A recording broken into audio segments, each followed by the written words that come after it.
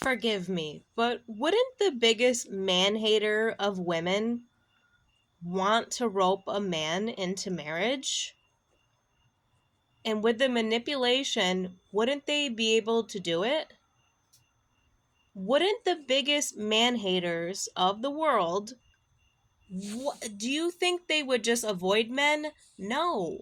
The biggest man haters of the world would obviously want to latch themselves onto a man who is anointed, whether he knows it or not. Wouldn't the biggest man hater want to rope a man into marriage, into bondage? What is this world? Bondage. It's a world of bondage. And to seal the deal, have kids.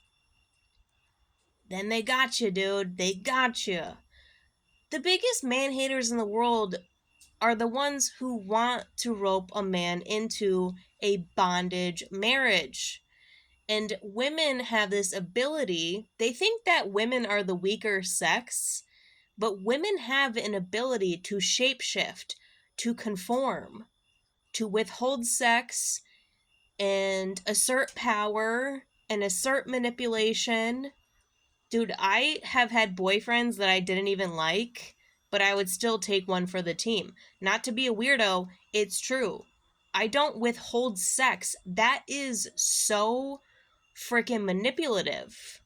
I've had boyfriends who I would just take one for the team, dude, even if I don't like you right now.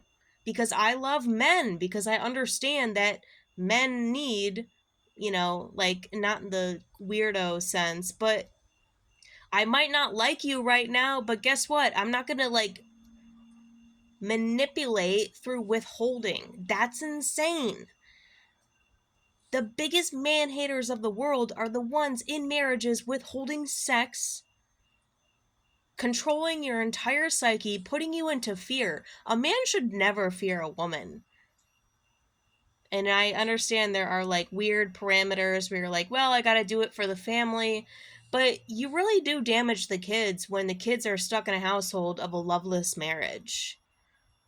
And then they adopt these values, and what are they gonna do? Repeat the cycle of abuse. This is very scary, dude, and I'm not joking. Like, it's very scary how many women have been able to club men over the head and drag them off into their caves just by showing them they're the boobies and then being like, you can never see the boobies again unless you do exactly what I say. This is really toxic, dude. The biggest man haters probably have a marriage. Forgive me, but I think this is the case a lot of the time in this fallen world. In this fallen world, I really do. I see it time and time again.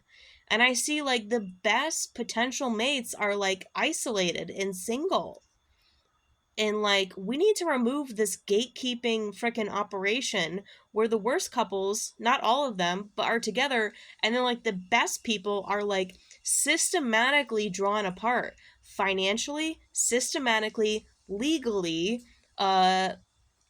country borders. That's what, like, me and my biological husband, it's a country border, it's a financial border, and it cannot come together without systematic collapse, total system collapse. So the system that these bad marriages are keeping in place is the system that's going to collapse to make good marriages actually come to fruition. And that's God's will. You need to remove the barrier to love in order to get love. And it might come with violence, and it might come with pseudo crime. But I'm not going to do violence or crime. It's going to happen naturally because there's no other way. Because God wouldn't have it any other way. And naturally, the devil set it up in a way that it seemed as if it was impossible. Or you're already stuck.